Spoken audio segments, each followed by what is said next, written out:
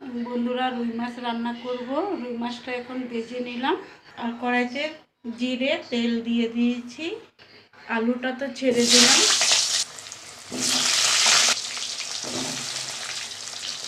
লবণ দিয়ে দিলাম।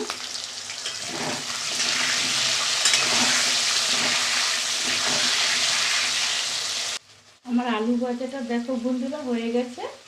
এবার আমি দিয়ে দিলাম হলুদ পরিমাণ মতন, ছোট চামচে 2 চামচ হলুদ দিয়ে দিলাম। লঙ্কার গুঁড়ো অল্প দিয়ে দিলাম, কাঁচা লঙ্কা কুচি দিয়ে দিলাম, একটা টমেটো দিয়ে দিলাম। এবার আমি কষিয়ে নেব।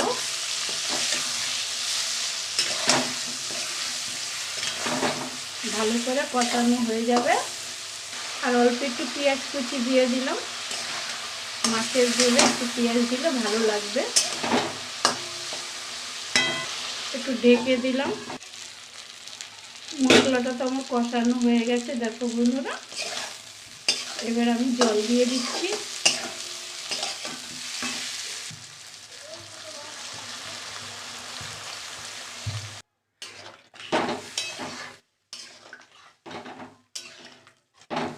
এবার ফুটলে পরে মাছটা দিয়ে দেবো। আর একটু লবণ দিয়ে দিলাম। আমার তো গ্রেভিটা ফুটে গেছে, এবার মাছগুলো দিয়ে দিচ্ছি।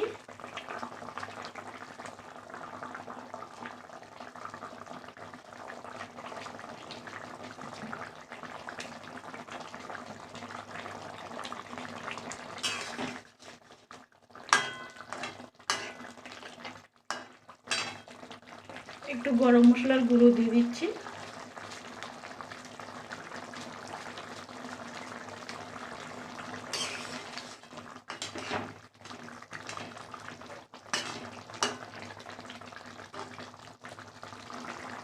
একটু ঢেকে দিলাম।